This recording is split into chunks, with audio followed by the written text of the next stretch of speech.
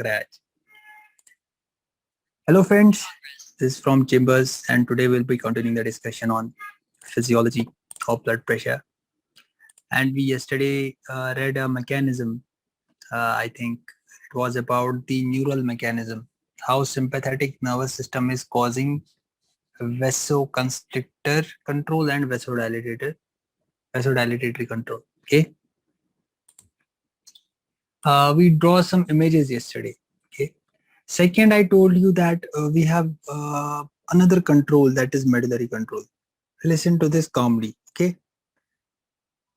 But before that, yeah, parasympathetic, you would be asking me. See, parasympathetic has no such a role because your blood vessels are not supplied by parasympathetic fibers like your blood vessels are being supplied by sympathetic fibers.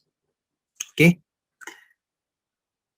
But sir, how then parasympathetic control is going to decrease the have an effect on the BP? So what was the equation? Dash cardiac output into heart rate.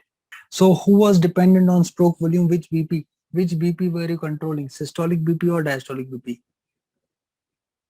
Systolic BP was all about contraction. So do you think that if I do anything with this, if I play anything with this, if I play with these two, will it indirectly give me a decrease in BP? If I decrease any one of them, will I decrease the diastolic BP or systolic this whatever blood pressure? Yes, so that is the indirect effect. So how can you decrease the heart rate? Yes, exactly. You can decrease the heart rate. As you note, vagus. Yes, vagus is a parasympathetic fiber. Decrease the heart rate. If you decrease the heart rate, you are going to do mess with the stroke volume and also blood pressure. Are we clear with this concept? So what is the effect? Is it a direct control? No, sir. While as sympathetic was having a direct control on your blood vessels, they were supplying that sympathetic fibers vasoconstrictor action. But the parasympathetic control of the autonomic nervous system is not that. It is by indirectly doing some mess with the heart rate. Are we able to understand the parasympathetic control? It is just one line you have to write for parasympathetic. Just write one line that vagus, when vagus is stimulated, you will decrease the BP. So how? By decreasing the heart rate and cardiac output, isn't it? Do we have any doubt? I'm going very much slow, guys, for this concept only.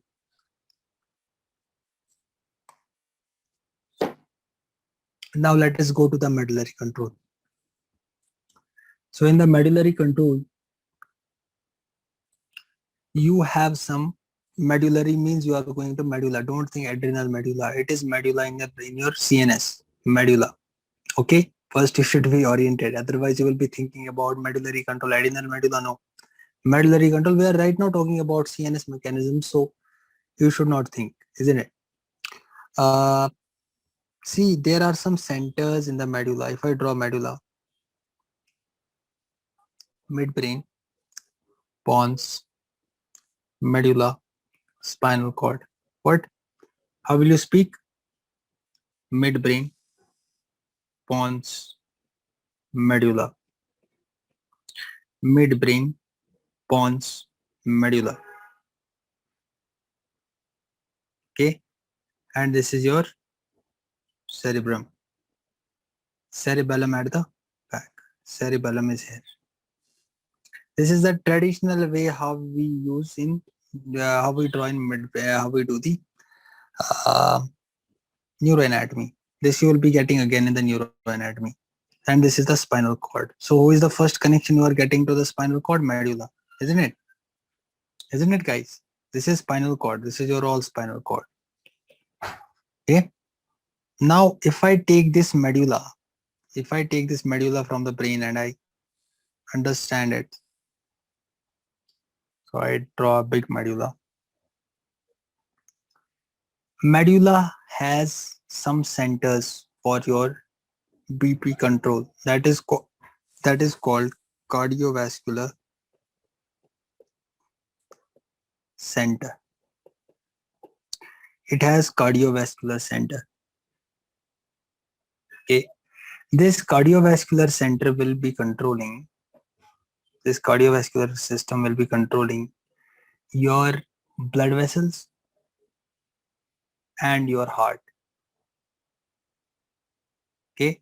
So it will give an, do you know this word afferent? First year people, efferent. I have taught you, isn't it? Afferent means that you are doing something, a sensory function. Sensory means you are sending something to brain. And efferent is that from the brain order is coming to the organ. That's simple. E for exit means coming down, and then down, who will come down? From where will it come down? From the brain. So this is how we can remember. Cardiovascular center, what can I say about this center? Basically is controlling your heart and blood vessels. Okay. And these cardiovascular centers, I should say rather, cardiovascular centers are going to regulate your cardiovascular functions. They talk to hypothalamus, they talk to cortex, they talk to limbic system, they talk to mesencephalic nucleus. Okay, and then they are giving any sort of a they are then influencing your this cardiovascular function. So that means they are coordinating, they have a coordinative function. Okay, so this cardiovascular regulation, these medullary centers which you have, they are going to talk with the cortical centers. Okay, they are going to talk to hypothalamus, limbic system, mesencephalic areas. Okay, and also you have respiratory centers in the medulla. Have you listened? Do you remember that there are respiratory centers in the medulla? And there are also some ascending neurons coming to the medulla. So that function is also being coordinated. So how will I understand this medullary cardiovascular center? To understand it clearly, we divide these medullary cardiovascular centers into two broad categories. What? We divide these. I am taking this cardiovascular center. Okay. So this cardiovascular center is of two types in the medulla. One is vasomotor center. One is vasomotor center. Second is cardio-inhibitory center.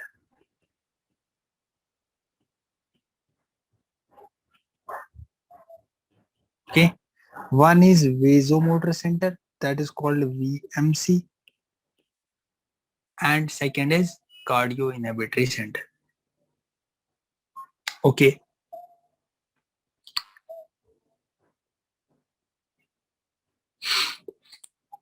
Who is going to influence this vasomotor center? Who is having influences on this vasomotor center?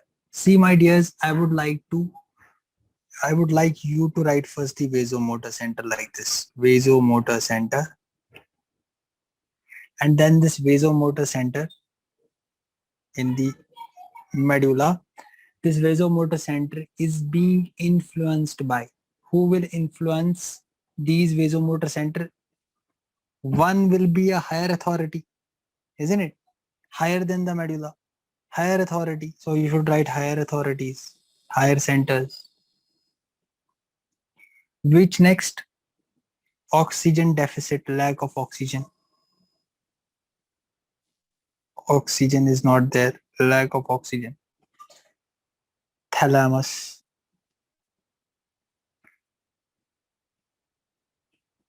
What else? Venous receptors.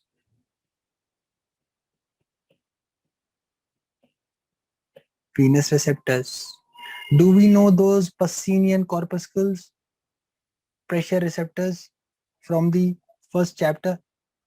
So those are the Pacinian corpuscles. I have taught you in the physiology. Pacinian corpuscles. Okay. Do we know that it is talking to respiratory center is also having an effect? Yes, sir. So respiratory center. Respiratory center. Fine. Do we know the carotid body? Chemoreceptors. Will they have more amount of carbon dioxide? Can they affect if they have more amount of carbon dioxide? Or if they are lacking oxygen? Can they also have effect on this vasomotor center? Yes, sir. So we should write carotid body. Okay, I should make carotid body form downwards because carotid body is coming with the signal from downwards. So I should write here cardio carotid body. Sorry, carotid body. Who, if carbon dioxide is getting more or oxygen is getting less, isn't it? That will have an effect on this. That we will be learning what effect it is having. Do we have carotid sinus at the same time? Carotid sinus also. See, we have read everything. We are just integrating. Fine. So by other way also you can remember carbon dioxide, if it is more, that can also have an effect on the center.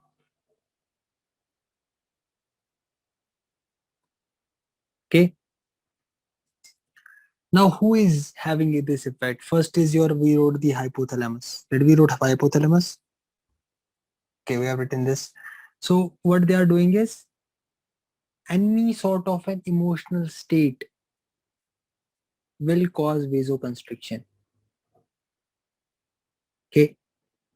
Have you seen that in times of stress, when you are in the exam hall, your hands get cold also? Have you seen? Why is that happening? Because you are having a control from the thalamus. Okay. Okay. Now, first to understand this all these effects, I want you to understand where is the location of this VMC. In the medulla, where is it located? What is the location?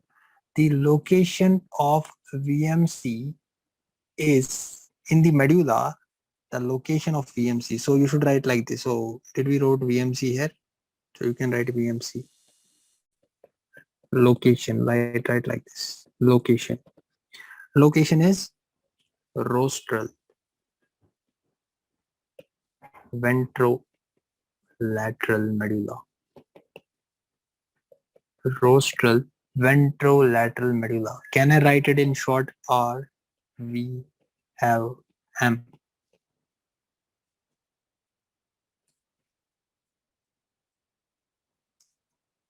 That means if you said sir rostral, that means this area should also have caudal part.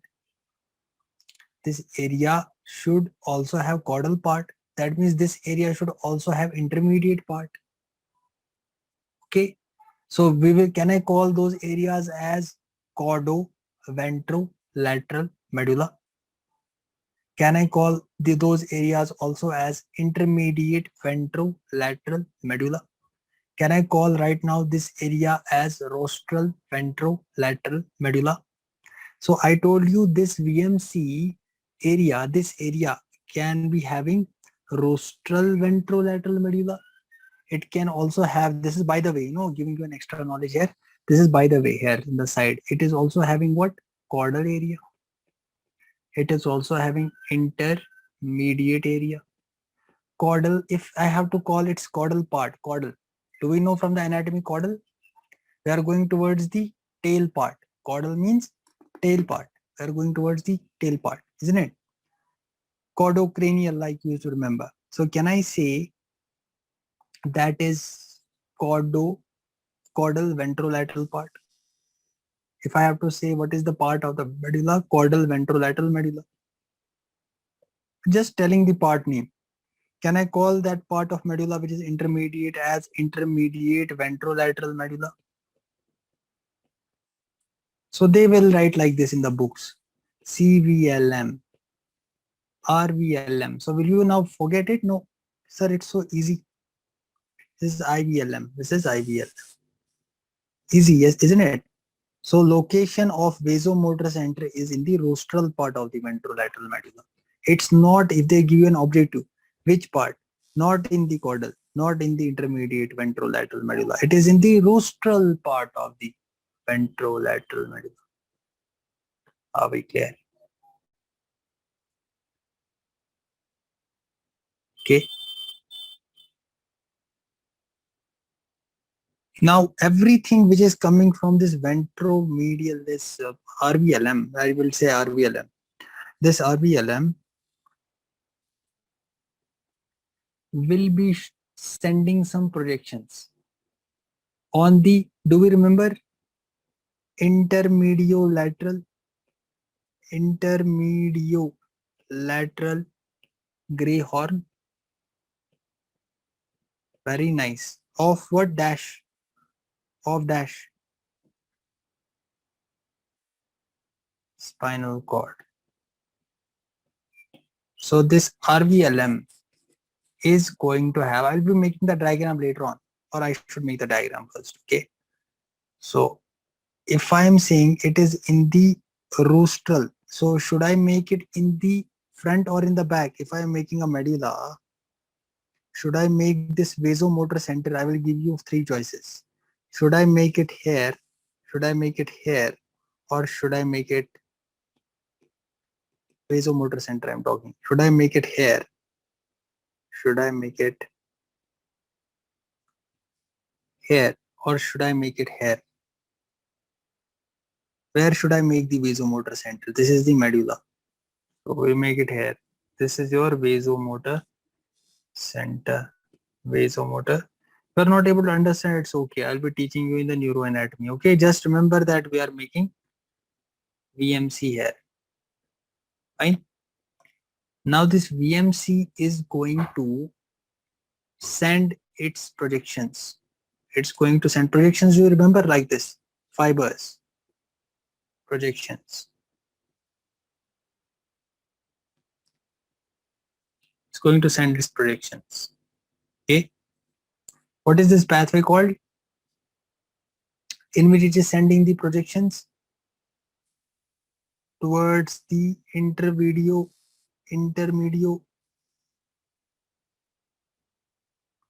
lateral horn. This pathway is called bulbospinal pathway. I'll be teaching you this in neuro. Bulbospinal pathway. Okay. So this is the bulbospinal pathway. This pathway, please mention this. See, this pathway. This pathway is bulbospinal, going to the intermediate. There. This pathway is bulbospinal. Please write.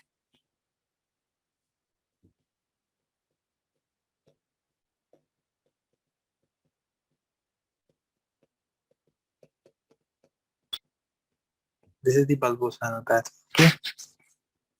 Sending this bulbospinal pathway here. Okay. Now from this region, you will have some vasoconstrictor fibers coming out. You will have some vasoconstrictor. If I say vasoconstrictor, they should land on dash. Should they land on the blood vessel? Yeah, they should land on blood vessel. So these are your vasoconstrictor fibers.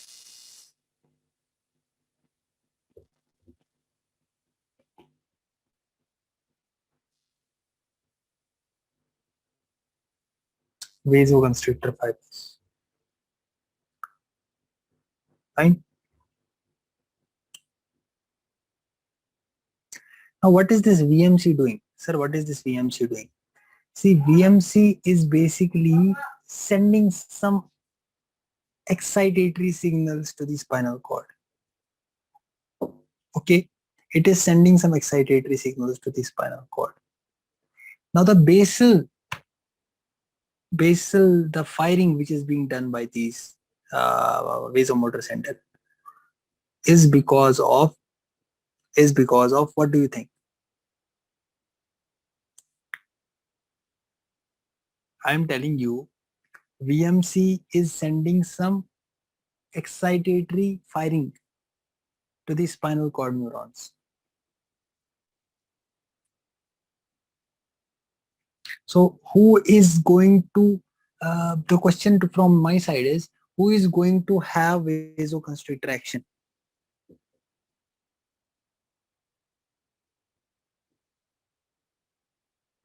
No, it is basically, yeah. So sympathetic. So which fiber? It is the preganglionic sympathetic fiber. That is what I want.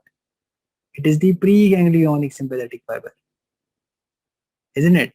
So preganglionic sympathetic fiber will be. Okay. So whatever is the tonic discharge happening is from the neurons of VMC. Are we able to understand? Whatever tonic, where is the ganglion? Yes. Are we understanding or not?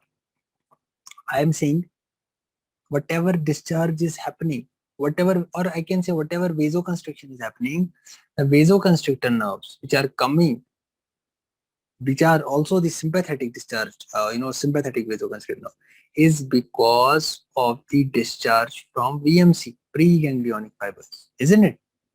Can we see the connection? Okay, fine. Now that means VMC should always be active about the nerves. It should be alive, isn't it? So VMC is active. VMC is active. Okay. Now how are you going to control the blood pressure? See what will happen. How to make you explain. See, when you will be activating the vasomotor center, when you activate the vasomotor center, dash will happen on the vessel.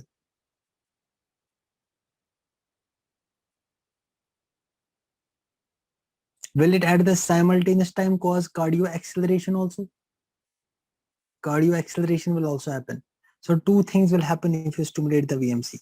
If you stimulate the VMC, you will have vasoconstrictor action and cardio, isn't it? Cardio acceleration. Okay. Now this all will increase the BP. This all will increase the BP. And if I inhibit the vasoconstrictor action, what will happen? If you inhibit the vasomotor center, vasoconstrictor, I should write vasomotor center. Okay. If I inhibit the vasomotor center, what will happen? Vasodilation and cardio inhibition, isn't it? So will it decrease the BP or increase the BP?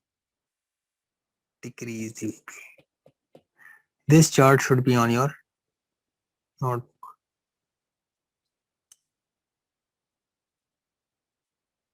Now, do you think that once a person is having a spinal cord injury, he transected, his spinal cord got transected, do you think that he will have a very massive hypotension because it is all the vasomotor center who is doing controlling everything?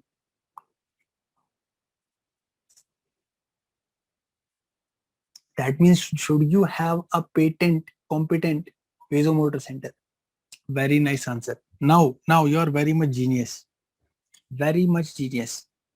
Do you think that if the carbon dioxide levels are increasing in the blood and oxygen levels are decreasing in the blood, do you think that this vasomotor center should be excited or inhibited?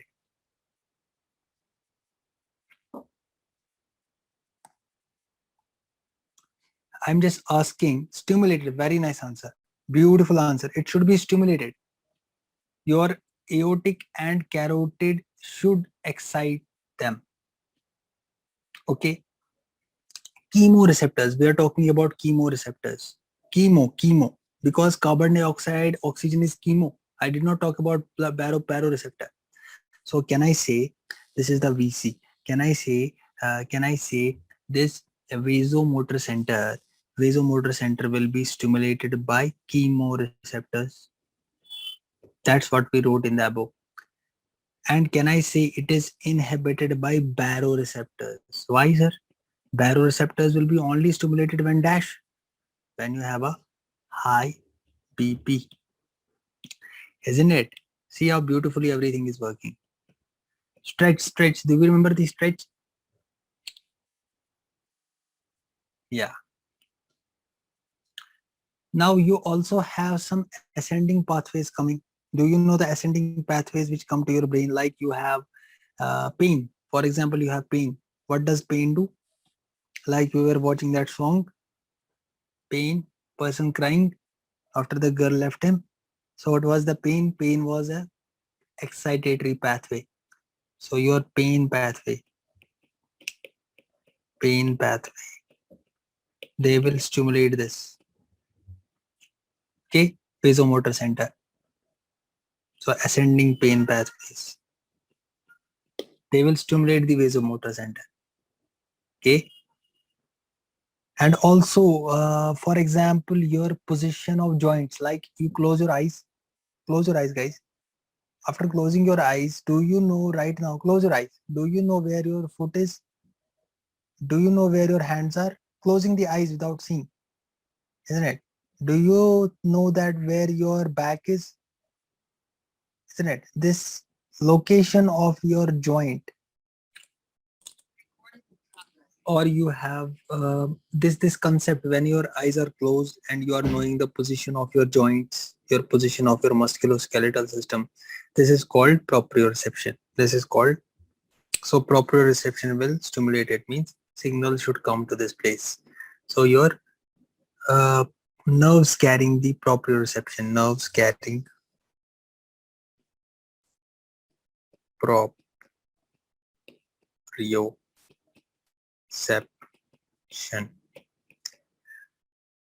they will be excitatory. They will be excitatory. Your lungs, when they are, because vagus is carrying some sensory information. So if your lungs, from your lungs, I'll be teaching you respiratory, they are carrying from the vagus, they will be sending the inhibitory information. Okay. Okay. Now you are emotional. Your emotions are being controlled by limbic cortex. Limbic cortex. So usually they are stimulatory, but can be inhibitory also. So remember that. Don't tell me tomorrow, sir, you said excitatory only. They can be inhibitory also. Depends. Okay. So when you are emotional or you are excitement, like the result of your postgraduate entrance test, so what will happen? You will get emotional. Okay. Fine. Now, do you know that when you are inflating your lungs like this, what happens? Your vasomotor center gets inhibited. Inflation. You are inflating your lungs. Vasomotor center gets inhibited. Produces dash. Vasoconstriction or vasodilatation? Vasoconstriction or vasodilatation? Vasodilatation. That's very nice answer. Blood pressure decreases or increases when you are inflating your lung? Blood pressure decreases or increases? Beautiful answer. Can we understand now how these things work? Once you have tools, can you now think everything? That's why I made this chart for you. Your life becomes easy. Okay. Everything is discussed on this chart. Every physiology I've tried to make on this chart, make you understand. Okay, I now tell you about pain. Now, pain will increase your this blood pressure also. Okay. Chemoreceptors are stimulating, baroreceptors are inhibiting. And you should know the beauty is that the God is so beautiful, he hasn't kept everything on the mercy of these things. Whenever the vasomotor center, vasomotor center can directly be stimulated by hypoxia. Remember this point. Hypoxia can directly stimulate. He will tell the vasomotor center, oh please increase the blood pressure. Please send the blood. I'm not having oxygen. I'm dying. Please increase the pressure. Maybe your pressure is so less that you are not able to send me the oxygen because oxygen blood is not reaching me. Because you have to send the blood to the brain. See how beautiful God is. He is sending the blood at the same time to your brain and to your foot toe. At the same time, approximately they are receiving the oxygen. What a beautiful system. And also the auto-regulatory control which I have taught you. So see the beauty. So what they do is hypoxia. When you have hypoxia or you have increased hypercap or you have increased carbon dioxide. Okay, fine. That's called hypercapnia, isn't it? That's called hypercapnia, by the way. Yeah. Hypercapnia. Let me write with a lower stroke. So that will hypercapnia is carbon dioxide is more in the blood. That will directly stimulate it. It will tell him, please do blood pressure, please do something. Are we clear?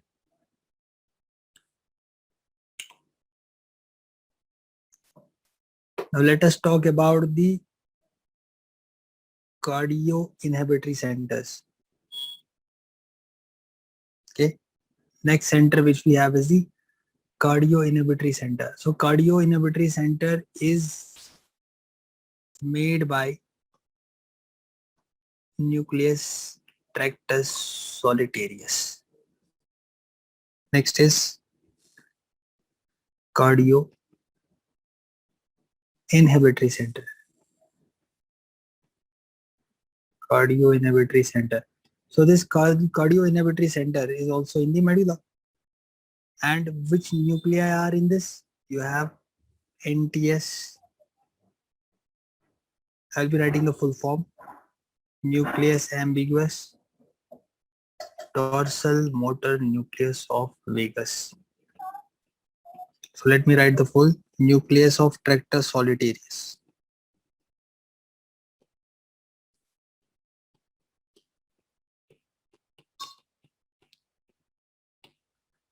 Nucleus ambiguous.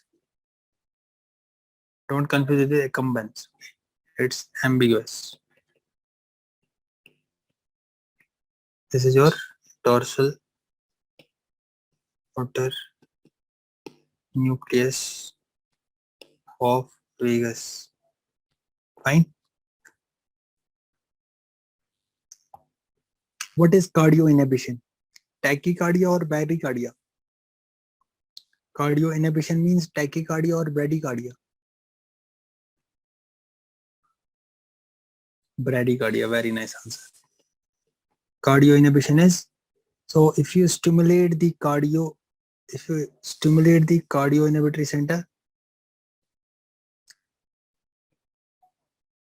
it will cause bradycardia. If you stimulate, see what I am using the word, please just understand. You forget every time. You say inhibition. Now, if you inhibit cardio inhibitory center, that will increase the heart rate. That's what you confuse ever. In the auditorium last time also, people saying it increases heart rate. How? You are stimulating the inhibition. So that means inhibition will happen now. If you are stimulating an inhibitory activity, that will inhibit. So you get confused in the exam. Okay, see what you are saying and then you understand. First, you are saying stimulating inhibitory. So that means inhibition will happen. If you are saying inhibiting the inhibitory, that means other opposite way will happen. So you have stimulation of cardio inhibitory center. This will cause decrease in the cardiac output also. So how is this happening? Two people are there. One is vagus. Now vagus is coming from the cardio inhibitory center, from the nucleus tractus solitarius. And what it does is it inhibits your heart. So where is the vagus coming in the end? In the cardio inhibitory function, you have a cardio inhibitory center from nucleus tractus solitarius. From the nucleus tractus solitarius, it will go to the heart. Do we know that we had right vagus and left vagus? Yeah. Fine. So they will inhibit directly. Okay. Easy. Simply remember this thing. Don't go into much detail. Just remember at least this much, that cardio inhibitory center is inhibiting. And this nucleus tractus solitarius is such a guy that it will tell, see what I'm going to make. It will tell this vasomotor center to get inhibited when you are stimulating it.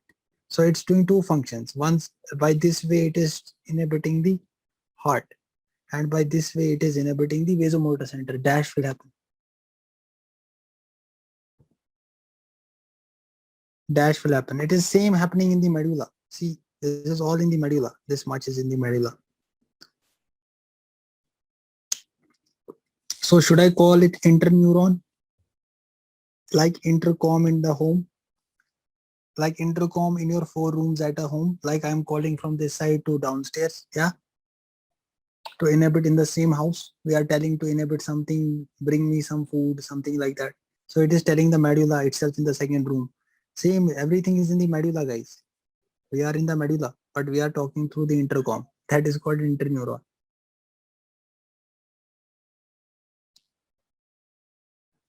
Fine. So what is the final answer, sir, we want? That is, if you are stimulating NTS, you are decreasing the sympathetic discharge. That means you are increasing the vagal activity. That means you are causing bradycardia. That means you are causing vasodilatation. That means you are causing decreased cardiac output. That means you are decreasing the BP. Are we able to understand, guys?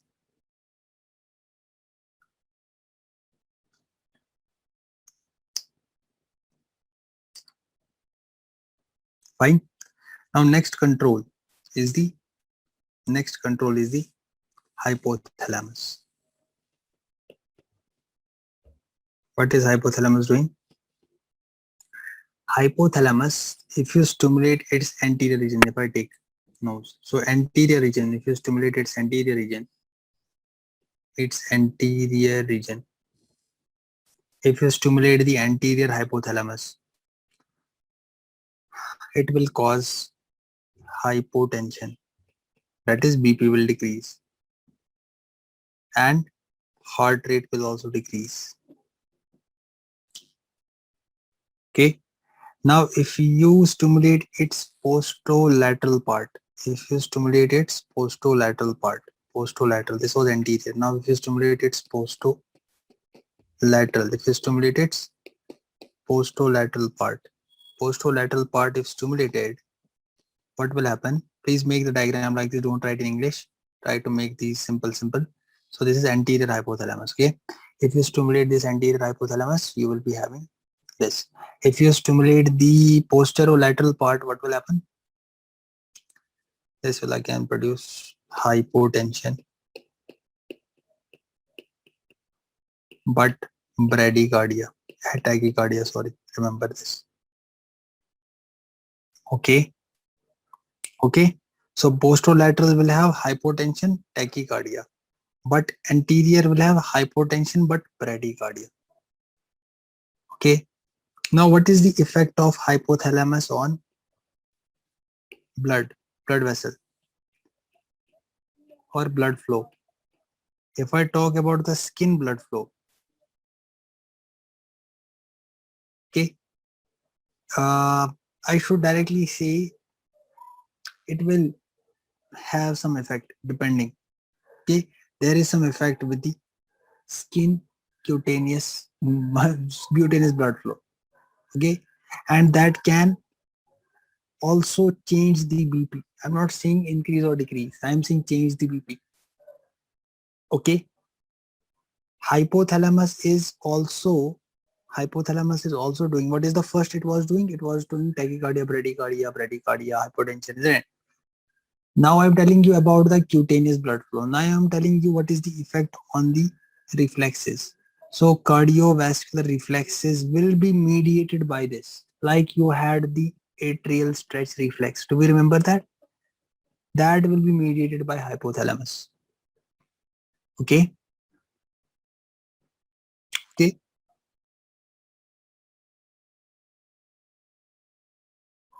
Now, did we saw that limbic system was controlling our blood pressure, vasomotor center?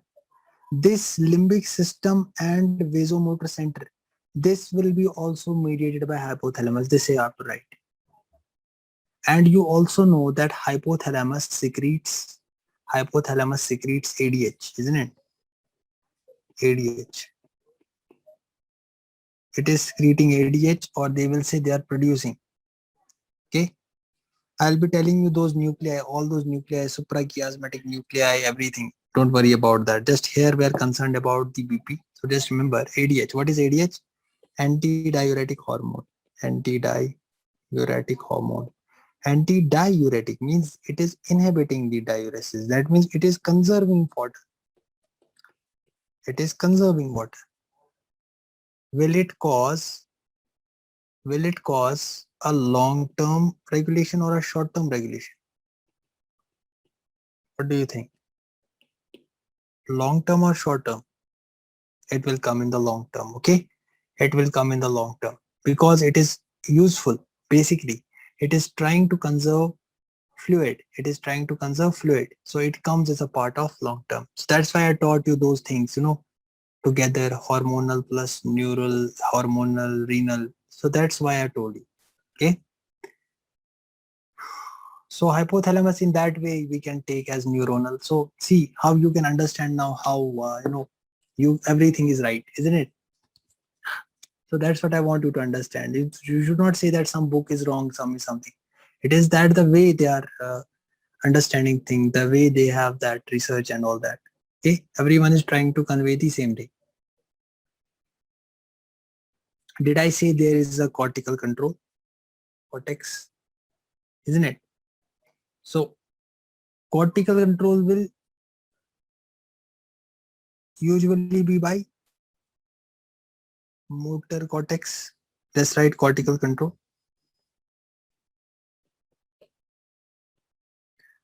Cortical control will be by motor cortex and premotor cortex. Yeah.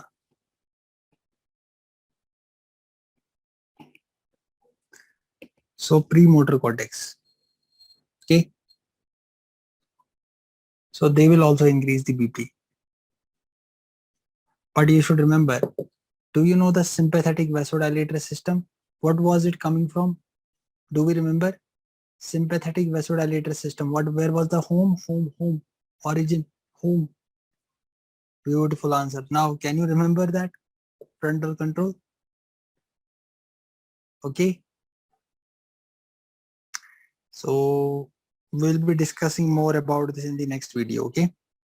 So I hope you have understood this. Please make this chart on your copies so that your life becomes easy. Okay. So thank you very much. It's all this chart which can explain everything to you in a short period of time. Instead of, after reading the books, you should make this chart. Okay. So that you can understand much better. Yeah. So thank you very much and see you in the next lecture. Bye.